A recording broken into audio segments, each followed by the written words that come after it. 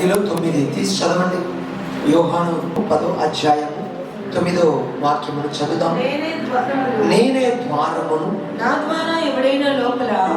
ద్వారా ఎవరైతే లోపల ప్రవేశించిన ఎడల వారు రక్షించబడిన వారు లోపలికి పోవచ్చు బయటికి వచ్చుచు మేత వేయుచుండును. హల్లెలూయా. నా ద్వారా ఎవరైతే ప్రవేశిస్తారో, ప్రవేశించింది మాత్రం కాదు, లోపలికి వెళ్ళుచు, అటువంటి వారికి దేవుడు ఏం చేస్తాడంట? మేత వేయచ్చు. బయటికి లోపలికి వెళ్ళిన మేత, బయటికి వచ్చిన మేత అనేది దేనికి దానికి ప్రత్యేకంగా అంటారంటే ఆశీర్వాదాల గురించి, సమాధానం గురించి, స్వస్థత గురించి, ఒక పెద్ద అభివృద్ధి గురించి మేతను. ఎందుకంటే మేత తినేటప్పుడు ఆ మేక ఏం చేస్తుందంటే అభివృద్ధి అవుతుంది, పిల్లలు వేస్తుంది. మేతే ఆశీర్వాదం. మేత చాలా ముఖ్యమైనది. మేత సరిగా తింటే రోగం రాదు. ఆకలితో పడుకుందంటే మేక చచ్చిపోతుంది, అవునా కాదా? ఆకలితో ఉన్నప్పుడు మేక అస్సలు పడుకోలేదు, అవునా కదా? మీరు పడుకుంటారా? ఏదో ఒకటి కడుపులో వేసేంత వరకు ఆ కడుపులో పడాలి. దేవుడు అన్నాడు, నా ద్వారా ఎవరైతే ప్రవేశిస్తారో, ఎవరైతే బాగా తెలుసు, నా ద్వారా ఎవరైతే ప్రవేశిస్తారో వారికి మేత, బయట ఉండాలి మేత, లోపలికి. అయితే ఏమంటే ఎవరైతే ప్రవేశిస్తున్నారో, ప్రవేశించిన తర్వాత ఎవరైతే కూర్చున్నారో, ఎవరైతే నడుస్తున్నారో వారందరూ కూడా ఆశ్రయించబడతారు. హల్లెలూయా. హల్లెలూయా ఎప్పుడు చెప్పేటప్పుడు కూడా చేతులు కట్టుకోవడం, చేతులు కింద పెట్టుకోవడం చెప్పకూడదు. హల్లెలూయా అప్పుడు చేతులు పైకి ఎత్తాలి. హల్లెలూయా, హల్లెలూయా. చూడండి, ఎవరైతే నా ద్వారా ప్రవేశిస్తారో వారికి ఆయన ఏం చేస్తారంట? ఆశీర్వాదం నిండుగా దయచేసే దేవుడు ఆయన. ఒక ఆమె చెప్పండి. అలా అందరూ అపోస్తలులు 3వ అధ్యాయం తీసుకోండి. దేవాలయంలోకి ప్రవేశించిన వారు, దేవాలయంలోకి ఈరోజు టాపిక్ ఏమిటి అంటే దేవుడు మనల్ని సాక్షిగా మార్చబోతున్నాడు, సాక్షులుగా మార్చబోతున్నాడు. మిమ్మల్ని నన్ను దేవుడు ఏంగా మార్చబోతున్నాడు? ఆయనకి సాక్షులుగా. అయితే ఏంటంటే సాక్షులుగా అంటే ఇప్పుడు కూడా మేము సాక్షులుగానే ఉన్నాం, కానీ ఇంకా కూడా గొప్ప సాక్షిగా నేను నిలబడాలని దేవుడు ఆశపడుతున్నాడు. ఎంతమంది ఇప్పుడున్న ఈ శ్రమలో నాకు ఒక విజయం కావాలని ఎదురు చూస్తున్నారు? అప్పుడు నేను ఏంగా మారుతారు? అది ఏంగా మారుతుంది? సాక్షి. నా బిడ్డలు ఇంకా రక్షించబడలేదండి, కానీ మారడానికి ఏ పరిస్థితి లేదు. వాళ్ళు మారితే మీరు ఏంగా మారుతారు? సాక్షులుగా. అవునా కదా? చెప్పండి. తెలిసి సొంతలు కొనుక్కోలేకపోతున్నారు, అద్దెంట్లో చాలా కష్టపడుతున్నారు, అద్దె కట్టుకోవడానికే చాలా కష్టంగా ఉంది. సొంతలుగా కొనుక్కుంటారు. ఇప్పుడు సొంతలు దేవుడు ఇస్తే మీరేం చెప్తారు? వచ్చి ఎక్కడ చెప్తారు? చర్చల మట్టుకు చెప్పాలా? అన్ని చోట్ల చెప్పాలి. సాక్షి అంటే చర్చల మట్టుకు కాదు. నువ్వు చర్చలు చెప్పకపోయినా బాధ లేదు. నువ్వు చెప్పాల్సింది ఎక్కడ? వీధులు నిలబడి చెప్పాలి. 500 నెలకి 10,000 కట్టుకొని నాకు నెలకి 30,000 కట్టుకునేలాగా డబుల్ బెడ్రూమ్ దేవుడు సొంతంగా నాకు ఇచ్చాడు. ఆమె అటువంటి ఊహించలేని కార్యాలు చేసేవాడు నా దేవుడు యేసయ్య. హల్లెలూయా. దేవుడు మనల్ని సాక్షులుగా మార్చాలని ఆశపడుతున్నాడు.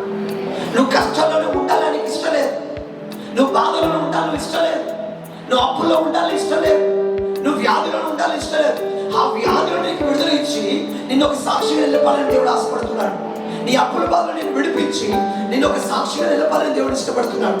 నీకున్న ఇబ్బందుల నుండి ఒక పెద్ద అద్భుతాన్ని చేసి మిమ్మల్ని ఒక సాక్షిగా నిలబెట్టాలని దేవుడు ఆశపడుతున్నాడు. ఒక ఆమె చెప్పండి.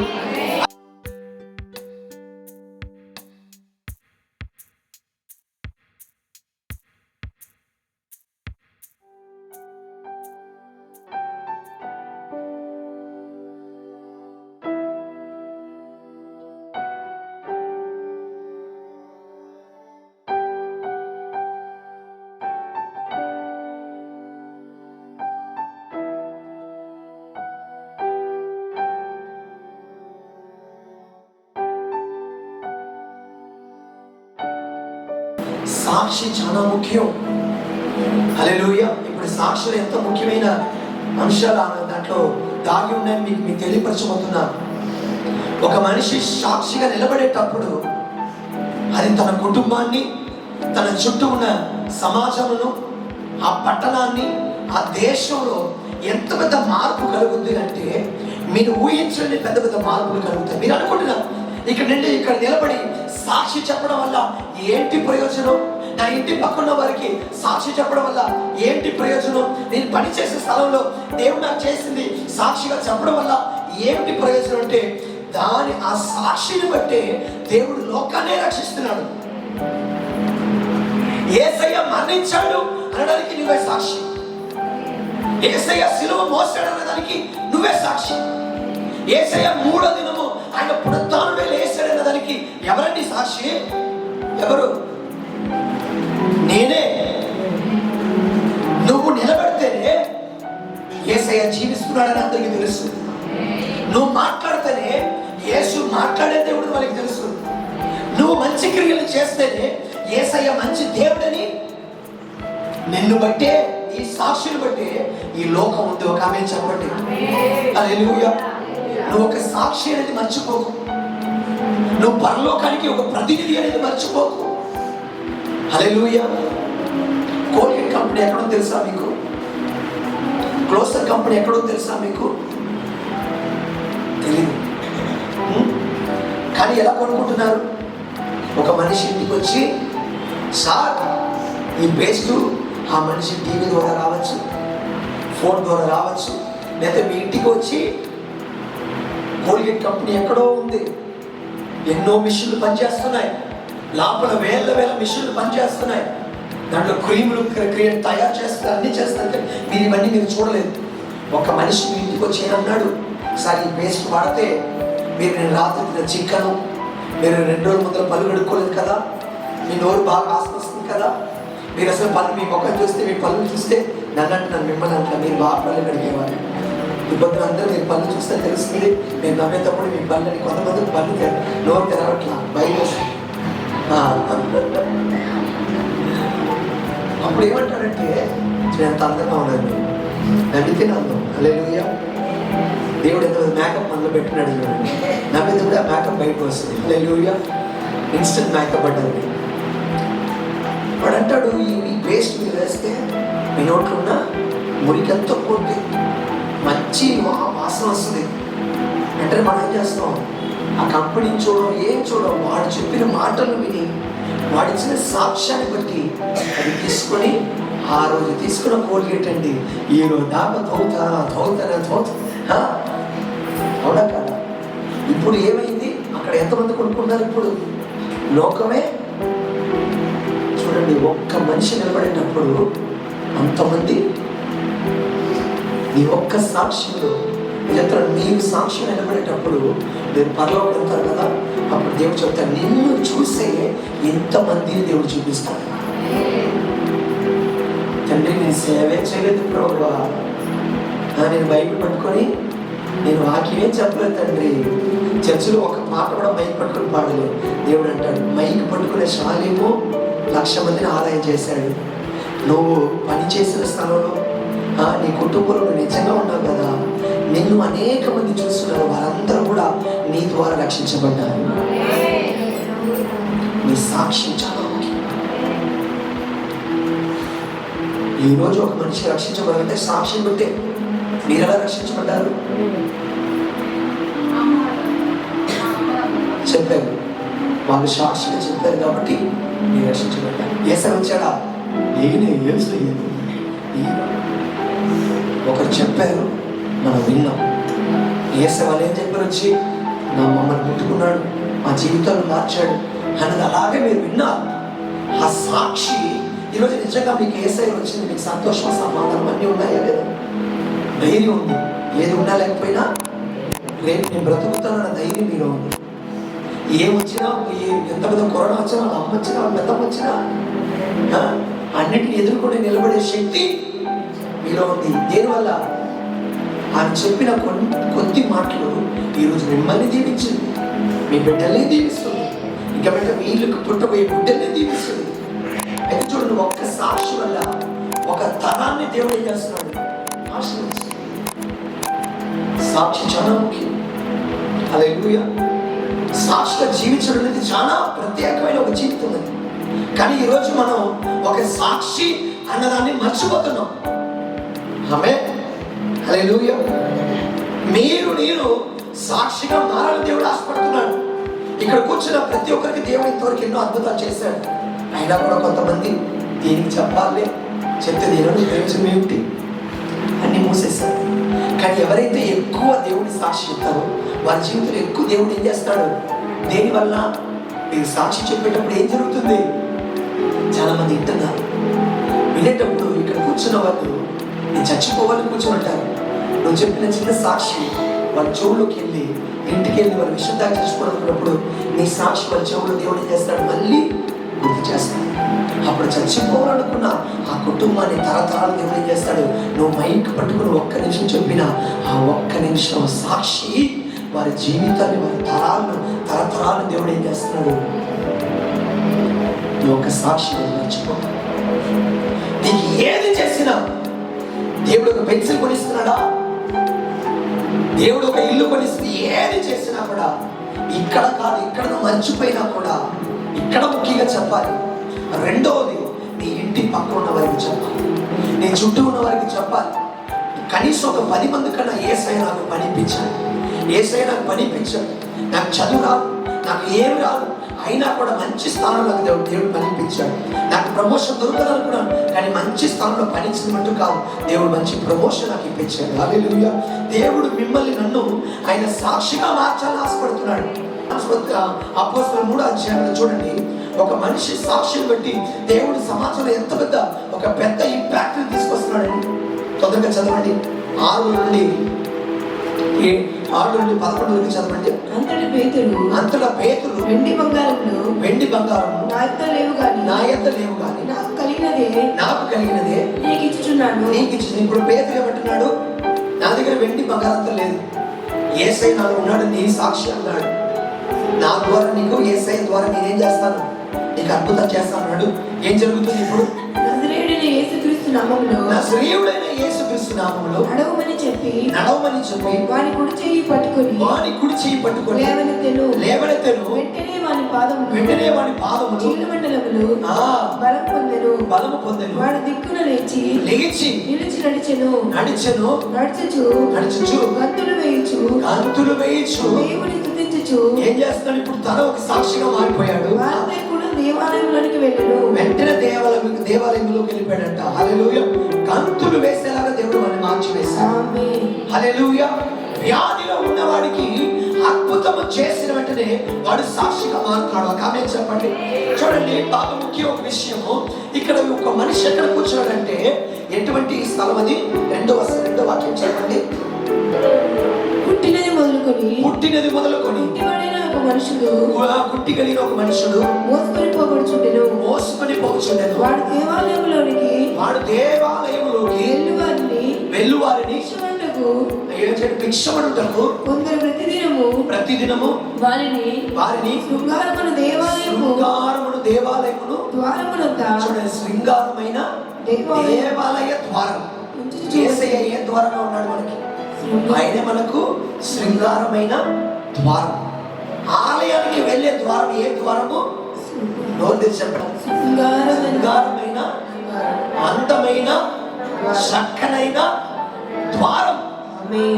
ఈ ద్వారంలో లోపలికి వెళ్ళే వారికి ఆశీర్వాదమే, బయటికి వచ్చే వారికి ఆశీర్వాదమే, అక్కడ కూర్చున్న వారికి ఆశీర్వాదం. ఒక ఆమె చెప్పండి. హల్లెలూయా, హల్లెలూయా. అనేక రోజులుగా మీరేం చేస్తున్నారు? ఈ శృంగారమైన ద్వారంలోకి వస్తున్నారు, ఈ చక్కని ద్వారంలోకి వస్తున్నారు, ఈ అందమైన ద్వారంలోకి వస్తున్నారు. అయినా కూడా కొన్ని బలహీనలు ఉన్నాయి. చూడండి, ప్రతిదినం కూడా ఈయన మోసుకొని ఏం చేస్తారంటే అక్కడ కూర్చోబెడతారంట. ఈ శృంగార ద్వారం దాటుకుని ఆయన వెళ్తున్నాడు, వెళ్ళి అక్కడ కూర్చుంటున్నాడు. ఒక ఆమె చెప్పండి. కానీ ఒకరోజు కాకపోయినా ఒకరోజు దేవుడు ఏం చేస్తున్నాడు? ఆయనకి అద్భుతాన్ని ఖచ్చితంగా చేస్తున్నాడు. హల్లెలూయా. మీ జీవితంలో కూడా ఖచ్చితంగా ఒకరోజు మిమ్మల్ని కూడా సాక్షిగా దేవుడు నిలబెట్టబోతున్నాడు. ఒక ఆమె చెప్పండి. ఇలా కూర్చొని మీరు ఉండరు, ఒకరోజు ఎలాగైతే ఈ ఈ ఒక గుట్టివాడు లెగిసి గంతులు వేశాడు, దేవుడు మిమ్మల్ని కూడా గంతులు వేసేలాగా దేవుడు చేయబోతున్నాడు. హల్లెలూయా. గంతులు వేసేలాగా సాక్షిగా దేవుడు చేయబోతున్నాడు. మిమ్మల్ని సాక్షిగా దేవుడు మార్చబోతున్నాడు. వాడు గంతులు వేసేటప్పుడు అందరూ తను చూస్తున్నారు. వీడు కొంచెం కూడా పైకి లేవాడు. వీడు గంతులు వేసి హల్లెలూయా స్తోత్రము తండ్రి, నా యేసయ్య నన్ను లేపి నిలబెట్టి ఉన్నాడు. అప్పుడు చుట్టూ ఎంతమంది నిలబడి ఉన్నారంట? 5,000 మంది నిలబడి ఉన్నారు. ఎంతమంది? 5,000 మందికి ఎవరుగా నిలబడి ఉన్నాడు? సాక్షిగా నిలబడి ఉన్నాడు. రాబోయే రోజుల్లో ఈ రంగరాజపురమే చూసేంతగా సాక్షిగా దేవుడు మిమ్మల్ని నిలబెడతాడు. హల్లెలూయా. ఆ గుడ్డివాడిలాగా ఒకవేళ నేను ఆలయం ద్వారంలోనే ఉన్నాను, అనేక సంవత్సరాలు ఇక్కడే కూర్చున్నాను, నాకు అద్భుతం జరగాలని మీరు అనుకోవచ్చు. కానీ దేవుడు ఒకరోజు మిమ్మల్ని ముట్టబోతున్నాడు. మీ జీవితంలో సమస్యలు మార్చబోతున్నాడు. మీ కన్నీరు తొలచబోతున్నాడు. మీరు ఎక్కడైతే నడవలేకపోయి అక్కడ గంతులు వేసేలాగా దేవుడు మిమ్మల్ని చెయ్యి పట్టుకొని పైకి లేవనెత్తబోతున్నాడు. మీరు అనేక మందికి సాక్షులుగా మారబోతున్నారు. మీ పని విషయంలో దేవుడు మిమ్మల్ని సాక్షులుగా మార్చబోతున్నాడు. మీ ఇంటి విషయంలో దేవుడు మిమ్మల్ని సాక్షులుగా మార్చబోతున్నాడు. చెప్పండి, గంతులు వేసే సమయం రాబోతుంది. ఇంతవరకు పైకి లేగలేక చెట్లు చప్పట్లు తట్టి ఆరాధించలేక, ఎందుకంటే హృదయంలో బాధ, హృదయంలో వేదన, హృదయంలో కృంగిపోయిన ఒక పరిస్థితి. కానీ ఎప్పుడైతే దేవుడు తను ముట్టాడో ఎలా లేచాడంట? గంతులు. హల్లెలూయా. ఈరోజు ప్రార్థన చేయాలంటే ప్రార్థన రావట్లేదండి. ఆరాధించడంటే ప్రార్థన ఆరాధన చప్పట్లు రావట్లేదండి. పైకి లేగలేకపోతున్నాను. దెబ్బ మీద దెబ్బ తగ్గుతుంది, పైకి లేగలేకపోతున్నాను. కానీ దేవుడు ఏ పరిస్థితుల్లో నేను ఉంచేయడు. ఒకరోజు నేను ముట్టుతాడు. ఆ రోజు నువ్వు గంతులు వేస్తావు. యేసు నామమున అంటాడు, ఇక్కడ ప్రతి ఒక్కరి గంతులు వేసి నా కళ్ళు చూస్తాయి. నేను ఆ రోజు చెప్పను, ఆలోచించి చెప్పను. ఆ రోజు నువ్వు మట్టి గంతులు వేస్తూనే ఉంటావు. ఆమేన్ చెప్పను. హల్లెలూయా. నువ్వు అప్పించేదానిగా మారుతావు. హల్లెలూయా. సొంత ఇంటికి అధికారిగా మారుతావు. నిన్ను బట్టి దేవుడు సేవ చేయడం ప్రారంభిస్తాడు. అనేక మంది నీ ప్రార్థన ద్వారా స్వస్థతను పొందుతారు. అప్పుడు గంతులు వేసే సమయం రాబోతుంది. హల్లెలూయా. ఎక్కడ కూర్చున్నాడంట? శృంగారమైన ద్వారంలో కరెక్ట్గా కూర్చోండి. ఎక్కడ కూర్చోకుండా వేరెక్కడ కూర్చున్నామంటే అక్కడ పేతురు, యోహాను రారండి. హల్లెలూయా. అమ్మమ్మ కథలు, ఎల్లమ్మ కథలు, పుల్లమ్మ కథలు మాట్లాడేస్తానికి అక్కడ పేతురు, యోహాను రా.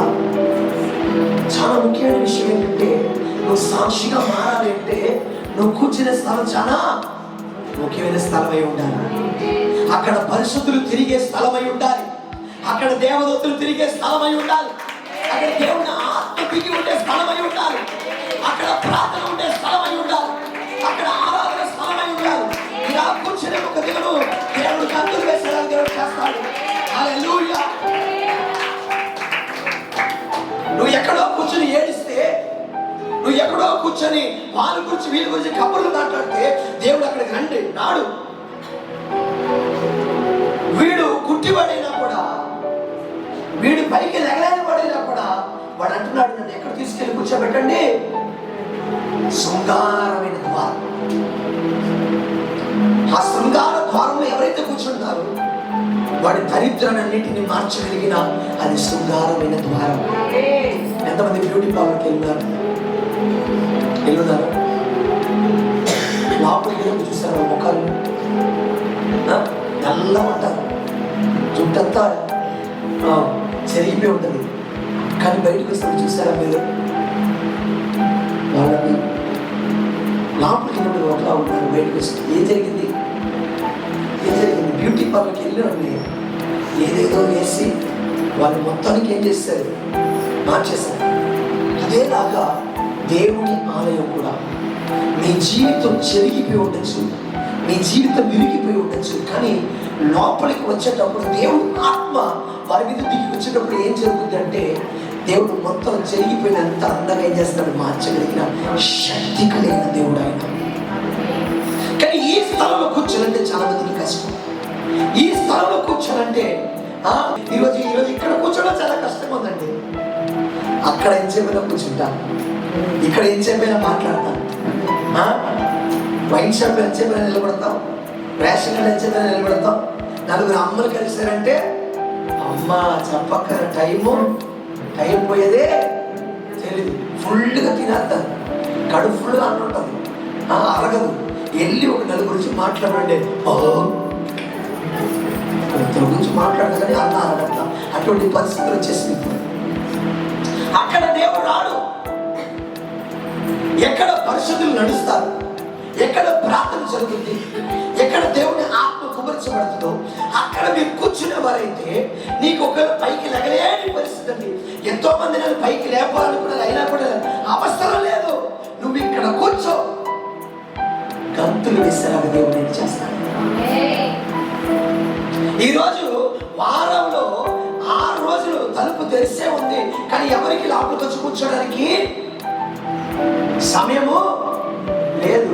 ఆ రోజు ఆ కుట్టి మన్ను మోసుకొచ్చినట్టు నేను కూడా మిమ్మల్ని అందరూ మోసుకొని రావాలని ఆశపడతాను. డైలీ ఇంటికి రావాలి, నేను డైలీ ఇంటికి వచ్చి పెద్ద ఫోన్ చేసి రండి రండి రండి. జీవితం మారుతుంది. ఇక్కడ కూర్చుంటే, అక్కడ కూర్చుంటే ఏం మారుతుంది? నువ్వు ఇంట్లో కూర్చున్నా ప్రార్థనలో కూర్చుంటున్నావా? దేవుడు వాక్యం తీసి చదువుతున్నావా? వాడు సరైన స్థలంలో కూర్చున్నాడు కాబట్టి సమయం వచ్చినప్పుడు దేవుడు మన గంతులు వేసేలాగా సాక్షిగా నిలబెట్టాడు. దేవుడికి కావాల్సింది ఇలాగే మన దరిద్రంలో ఉండిపోవాలని కాదు. నువ్వు దరిద్రానికి సాక్షి కాదు, నువ్వు రోగానికి సాక్ష్యం కాదు, నువ్వు ఓడిపోయడానికి సాక్ష్యం కాదు. యేసు సజీవుడై పునరుత్థానుడై లేచిన దానికి నువ్వే సాక్షి. యేసు ఈ రోజు జీవిస్తాడడానికి నువ్వే సాక్షి. యేసయ్య ఎంతో ప్రేమ కలిగిన దేవుడు అనడానికి నేనే సాక్షి. కానీ ఇవాళ దేనికి సాక్షిగా ఉన్నాం మనం? దరిద్రానికి మనమే సాక్షి, రోగాలకి మనమే. ఎందుకంటే ఊళ్ళో అందరి దగ్గర అక్క నాకు నడుము నొప్పిగా ఉంది, చర్చికి వెళ్తున్నాను కానీ ఏ అమ్మ ఆరట్లేదు. రోగానికి సాక్షిగా యేసయ్య ఎంత శక్తి కలిగిన దేవుడు అని ప్రతి ఒక్కరి దగ్గరికి నేను చెప్పాలి. నా దేవుడు నేను ఇటువంటి పరిస్థితుల్లో ఉన్నాను, కానీ ఈరోజు ఇంత స్థాయికి నన్ను ఎదిగింపచేసిన ఆయన శక్తి కలిగిన దేవుడు అండి అని చెప్పడానికే కదా నువ్వు నేను సాక్షిగా ఉన్నావు. హల్లెలూయా. ఆమేన్ చెప్పండి గట్టిగా. సాక్షులు అనేవారు గట్టిగా ఒక ఆమేన్ చెప్పండి. హల్లెలూయా. ఇప్పుడు ఇది జరిగిన వెంటనే వాడు ఏం చేశాడంట? గంతులు వేసి హల్లెలూయా ఆమేన్, యేసయ్యకు వందనాలు, యేసయ్యకు ఇదే చెప్పాలి, నోరు తెరిచి చెప్పండి, యేసయ్యకు స్తోత్రాలు. నా తల్లి గర్భమున ఏమంటున్నాడు? అందరిని చూసాడు. సార్ సార్ ఇక్కడ రండి సార్, సార్ ఇక్కడ రండి సార్, అమ్మ అమ్మ ఇక్కడ రండి, తమ్ముడు ఇక్కడ రే, నన్ను ఒక చూసా కదా నువ్వు కూడా రారా. అందరిని పిలుస్తున్నాడు, అందరిని పిలిచి అన్నాడు, రే ఇన్ని సంవత్సరాలుగా నన్ను చూసి ఇలా అంటావు, నన్ను కొట్టేసి పారిపోయావు, నా మీద ఉమ్మేసి పారిపోయావు, నేను నడవలేకపోయాను. ఈ రోజు నువ్వు ఎంత దూరంగా పరిగెత్తు, నీ వెనకాలే పరిగెత్తుకుంటూ నన్ను కొట్టేసి పారిపోతున్నావా? వెనకాలే వచ్చి తత్తాను. ఇప్పుడు అందరిని పిలుస్తున్నాడు. నా యేసయ్య నన్ను లేవనెత్తాడు. నా యేసయ్య గుడ్డివాడిగా ఉన్న నన్ను నా కాలులోకి ఆయన శక్తిని పంపించాడు. అంటే యేసయ్యలో శక్తి ఉంది. యేసయ్య ఎటువంటి మనిషిని లేవనెత్తగలిగిన సమర్థుడు, శక్తివంతుడు. అటువంటి సాక్షిగా మారిపోయాడు కదా, అవునా కదా? ఇప్పుడు సాక్షిగా మారిపోయిన తర్వాత ఇంకో సమస్య వస్తుంది అక్కడ. ఆ సమయంలో యేసు శిష్యులకు ఒక పెద్ద అపాయం. ఎందుకంటే యేసు చచ్చిపోయిన తర్వాత మరణించి ఆయన 3వ దిన పునరుద్ధానంగా లేచిన తర్వాత శిష్యులు కూడా అలాగే చంపేయాలని ఆలోచించారు, అవునా కదా? ఎంతమంది తెలుసు? ఆ సమయంలో ఉన్నారా? ఇక్కడ నిద్రపోతున్నారా? ఇలా చూస్తే నాకు భయం కాదు. నేను కళ్ళు మూసుకొని కొంతమంది కళ్ళు తెలుసుకొని నిద్రపోతాను. అందులో డిగ్రీ పట్టాల్సిన ఉన్నాను, కళ్ళు తెలుసుకొని నిద్రపోతాను. అలాగే ఉంటాను. నాకు భయం వస్తుంది, మీరు మొత్తంగా నిద్రపోయాను. హల్లెలూయా. ఇప్పుడు తన సాక్షిగా నిలబడి ఉన్నాడు. నిలబడి ఉండే పేతురు వీళ్ళందరూ ఏమన్నారంటే, యేసయ్య, మీరు చంపిన యేసు నామములో. ఇప్పుడు అందరూ అడుగుతున్నారు, సదుసేయులు వీళ్ళందరూ పరిచయాలు చేసే వాళ్ళందరూ ఎలాగైతే యేసును పట్టించారో, ఇప్పుడు వీడిని స్వస్థపరిచినంత కూడా వీడు ఎలా లేచించున్నాడు, ఎలా జరిగింది అని తను అడుగుతున్నారు. అడిగేటప్పుడు పేతురు అంటున్నాడు, మీరు ఎవరినైతే సిలువలో వేసి చంపారో ఆ యేసు నామములో వీడు ఏం చేశాను, నేను ఇప్పుడు నిలబెట్టాను, వీడికి స్వస్థత అద్భుతం జరిగింది హల్లెలూయా అని చెప్పిన వెంటనే ఇప్పుడు పేతురు యోహాన్ని చంపడానికి ఏం చేశారు, ప్లాన్ వేస్తారు. ఆమె చెప్పండి హల్లెలూయా. అపోస్తలులు 4:14 చదవండి. అపోస్తలులు 4:14 పొందిన ఆ మనుషుడు వారితో కూడా నిలిచిండు. ఎవరితో? పేతురు యోహానుతో, అక్కడ చుట్టూన్న జనాలతో, అక్కడున్న పరిచర్య చేసే ఎవరైతే పేతురు యోహానును చెరలో వేసి వారిని బంధించి వారిని హింసించి వాళ్ళని బాధ పెట్టి వాళ్ళ తల నరికేయాలనుకున్నారో అదే స్థలంలో ఎవరు నిలబడి ఉన్నారు? అద్భుతాన్ని పొందుకున్న మనుషుడు ఆ కుంటివాడు నిలబడి ఉన్నాడు. ఏమీ ఎదురు చెప్పలేకపోయింది. ఇప్పుడు మీరు బాగా అర్థం చేసుకోండి. పేతురు యోహాన్ని చంపడానికి ఏం చేస్తున్నారు? ఏదో ఒక టైం దొరుకుతుందని చూస్తున్నారు. జనాలందరూ ఇచ్చున్నారు. పేతురు యోహాన్ని నిలబడి ఉన్నారు. అక్కడ సాక్షిగా తను నిలబడి ఉన్నాడు. పరిచర్య చేశాడు. యోహాన్ని చంపాలి, పేతురు యోహాన్ని చంపాలని కూడా వారు అక్కడ ఉన్నారు. కానీ వాక్యం అంటుంది, వీడు నిలబడినందున వీళ్ళిద్దరు ఏమి చేయలేకపోయారట. అర్థం చెప్పేది, ఈ సాక్షిగా తను నిలబడిన వల్ల పేతురును యోహానును ఏమీ చేయలేకపోయాడు. దేనివల్ల? వీళ్ళు నిజంగానే వీడు పుట్టినప్పుడు నుండి గుడ్డివాడు, ఇంటి పెట్టుబడి గుడ్డివాడిని లేవనెత్తుంటే యేసు నామం నిజమనే శక్తి కలిగిన నామము. రెండోది, జనాలందరూ చూసేశారు. జనాలు చూసిన తర్వాత వీళ్ళు అన్యాయము వారికి ఏం చేయకూడదు, వారికి చేయకూడదు. చూడండి, ఒక మనిషి సాక్షిగా నిలబడేటప్పుడు సేవకులు ఏమవుతున్నారు? తప్పించుకొని పోతున్నారు. ఇవాళ చాలా సంఘాలను కొట్టివేస్తున్నారు. చూస్తున్నారా మీరు? గుజరాత్లో అన్ని సంఘాలను కొట్టేస్తున్నారు. చాలా భాషలు చంపేస్తున్నారు. నన్ను ఎప్పుడు చంపేస్తారు? ఇంకా ఒక 10 సంవత్సరాలు ఉన్నాయి. నన్ను చంపేస్తే ఎప్పుడు చంపేస్తారు? నన్ను ఇవాళ చంపేస్తారు, ఎప్పుడు చంపేస్తారు? ఒక్క మనిషి సాక్షిగా నిలబడడం వల్ల ఇద్దరు సేవకులను ఏం చేస్తున్నారు? వాళ్ళ వల్ల ఏమీ చేయలేకపోతున్నారు. ఎందుకంటే సాక్షిగా నిలబడి ఉన్నాడు. వీడి మీద చేయి పెడదాం అనుకున్నారు. అయ్యో, వీళ్ళు చెప్పిన యేసు నామములో వీళ్ళు నిలబడినాడు. అయితే వీళ్ళలో ఒక గొప్ప సాక్షి శక్తి ఉంది. బాగా అర్థం చేసుకోండి. మీరు నిలబడేటప్పుడు చర్చ నిలబడతారు. చెప్పేది అర్థమవుతుందా? మీరు సాక్షిగా నిలబడేటప్పుడు నేను నిలబడతాను.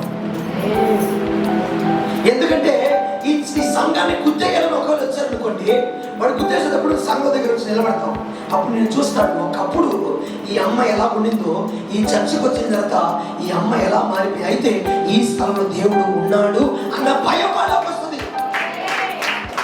నువ్వు సాక్షిగా జీవించకపోతే, నువ్వు సాక్షిగా నిలబడకపోతే వాడు అంటాడు, ఈ అమ్మ 10 సంవత్సరాలు ఇక్కడికే వస్తుంది, కానీ ఇది చేస్తాలు చూస్తే అన్నం తింటాం కూడా కష్టమే. నీ సాక్షి చాలా ముఖ్యం. ఆ రోజు తను నిలబడ్డాడు కాబట్టి ఆ సాక్ష్యాన్ని చూసి వాళ్ళిద్దరు తప్పించుకున్నారు. దేనికి? మరణంలో ఉండి. ఈరోజు మన సాక్షి ఏమైంది? ఎక్కడ చూసినా చర్చలు కొట్టేస్తున్నారు, ఎక్కడ చూసినా పాస్టర్లను చంపేస్తున్నారు. ఇక్కడ సేవ చేయడానికి లేదు. ఇప్పుడు దేనివల్ల?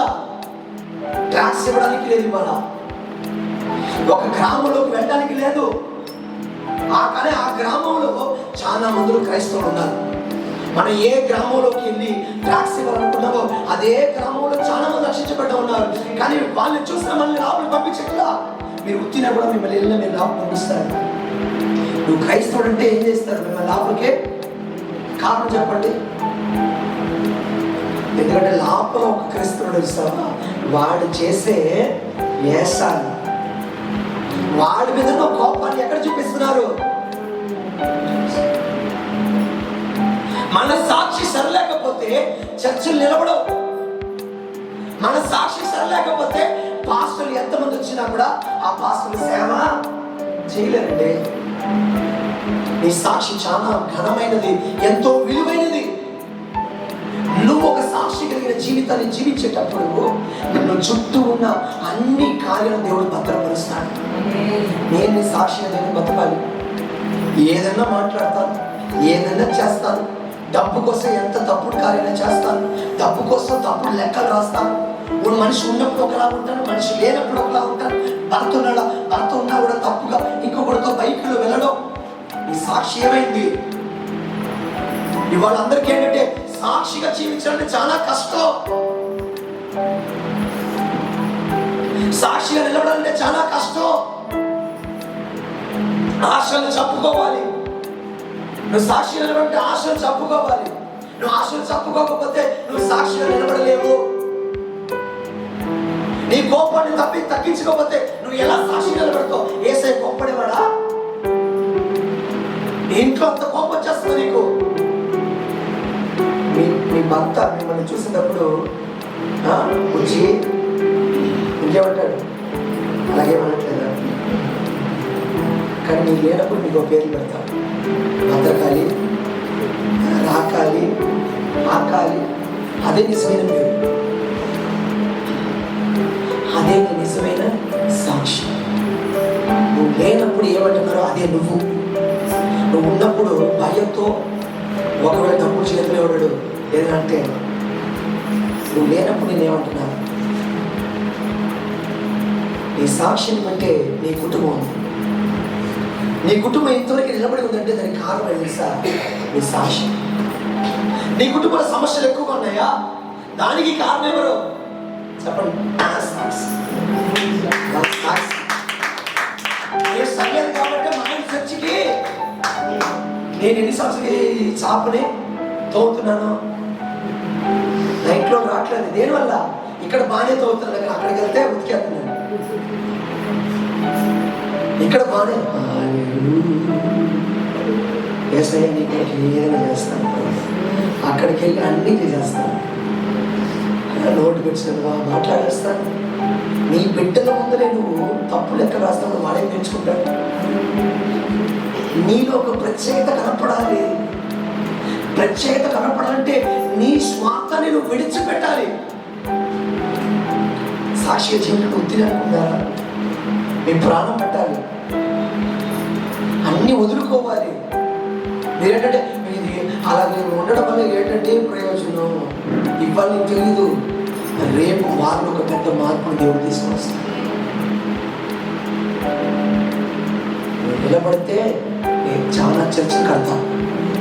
నువ్వు సాక్షిగా నీ ఇంట్లో నువ్వు చర్చలు కాదు, నీ ఇంట్లో, నీ పనిచేసే స్థలంలో, నీ కాలేజీలో, నీ స్కూల్లో, నీ హాస్టల్లో, నువ్వు ఆడుకునే స్థలంలో, అన్ని స్థలాల్లో నీ సాక్షిగా నువ్వు జీవించేటట్టయితే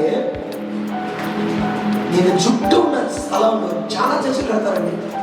మీరు అనుకోండి ఏంటి మా ఏరియా ఎన్ని చర్చలు వచ్చేసి నీ నిజాయితీని చూసి చాలా మంది ఏం చేస్తారంటే చర్చి కట్టండి. ఎందుకంటే ఈ అబ్బాయి చర్చి కడతాడంటే ఈ అబ్బాయి చూసి నా బిడ్డ మారిపోయాడు, ఆ స్థలాన్ని ఇచ్చేస్తారు, దాన్ని మీరు కట్టుకోండి.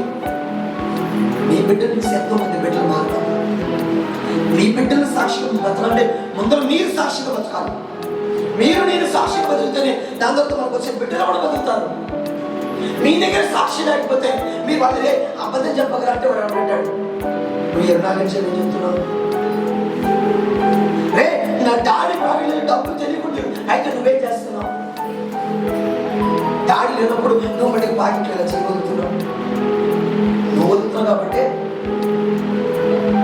తెలియకుండా ఏదో చేసేసి బిడ్డల దగ్గర కూడా డాడీ వస్తే ఇలాగే చెప్పాలి, మమ్మీ వస్తే ఇలాగే చెప్పాలి. వాడు అంతగా చెప్తాడు. కానీ ఇప్పుడు వాడికి చెప్పక్కర్లా, నేర్చుకున్నాడు. ఓ ఇలా కూడా మాట్లాడచ్చా, ఇప్పుడు అదే పెట్టి నీది వేస్తాడు.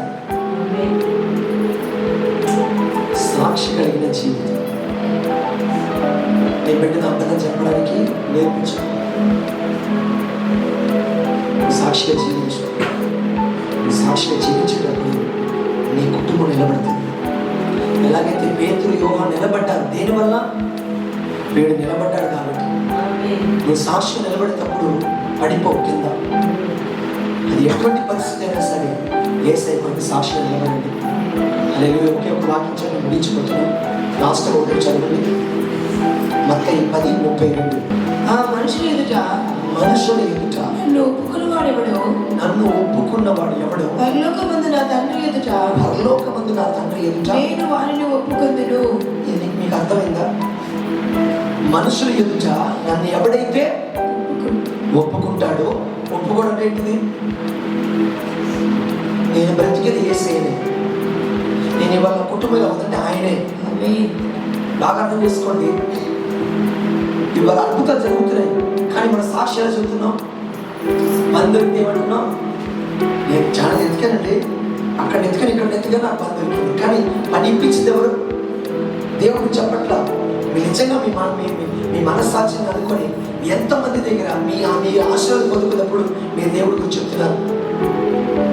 ఎక్కువ సమయంలో మనల్ని మనం ఒప్పుకుంటున్నాం, కానీ యేసయ్య ఇతరుల గురించి మనం ఏం చెప్పట్లా, యేసయ్య పేరే చెప్పట్లా. కానీ ఏమన్నాడు? మనుషుల ఎదుట నన్ను ఎవడైతే ఒప్పుకుంటున్నాడో,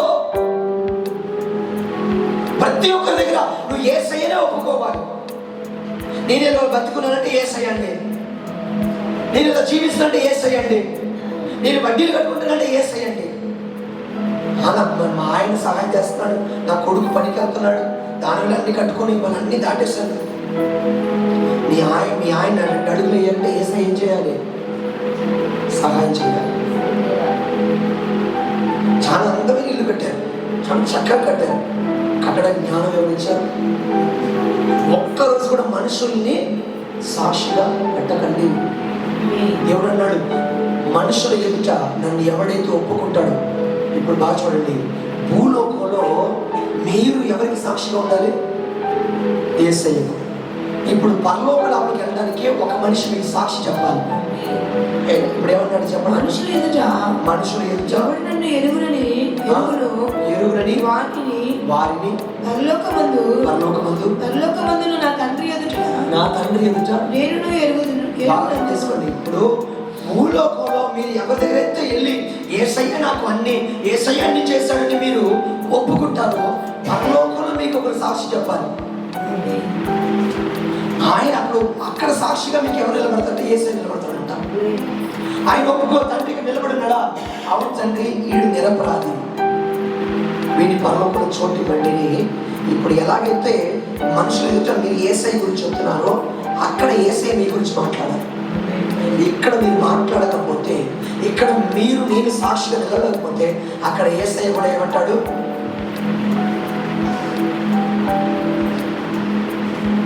ఇక్కడ ఎలాగైతే అద్భుతం జరిగేటప్పుడు సాక్ష్యాలు పద్ధతిలో కూర్చుందాం. ఎవరో రోగంలో, మీ ఇంటి పక్కన రోగంలో ఉన్న వాళ్ళు కూడా వాళ్ళ దగ్గరికి వెళ్ళేసి నువ్వు సాక్షి చెప్పకుండా, నేను రోగంలో ఉన్నాను, నువ్వు కూడా ప్రార్థన చేసుకో, నీకు సరే పని చెప్పకుండా ఇలాగే ఉన్నావు అనుకో, నువ్వు పరలోక గేట్ నుంచి ఉంటావు. అప్పుడు యేసయ్య నిల్చున్నాడు. యేసయ్య అక్కడ నుంచి కూడా యేసయ్య ఆయన అంటాడు, నీవు ఎవరని నేను ఎరుగను. ఇక్కడ నోరు తెరిస్తే అక్కడ నోరు ఆయన, ఇక్కడ మాట్లాడితే అక్కడ ఆయన మాట్లాడతాడు, ఇక్కడ నువ్వు నిలబడితే అక్కడ ఆయన నిలబడతాడు. హల్లెలూయా. అక్కడ ఇద్దరు చేయించండి. మీరు చాలా గొప్ప సాక్షి. మిమ్మల్ని చాలా తక్కువగా అంచనా వేసుకోకండి. మీరు వేసే ప్రతి అడుగు అనేక మందికి సాక్షి. నీ ఆఫీసులో చాలా జాగ్రత్తగా ఉండు, నువ్వు పనిచేసే స్థలంలో చాలా జాగ్రత్తగా ఉండు, నీ కాలేజీలో స్కూల్లో నువ్వు బాత్రూమ్కి వెళ్ళేటప్పుడు బయటకు వచ్చేటప్పుడు కూడా జాగ్రత్తగా. నీ సాక్షి చాలా ముఖ్యమైనది. నీ సాక్షి చూసి 100 మంది నరకానికి వెళ్ళిపో. నీ సాక్షి చూసి 10,000 మంది పరలోకానికి రావాలి. ఇలా కళ్ళు మూసి దేవుని వైపు చూద్దాం. స్తోత్రం తండ్రి.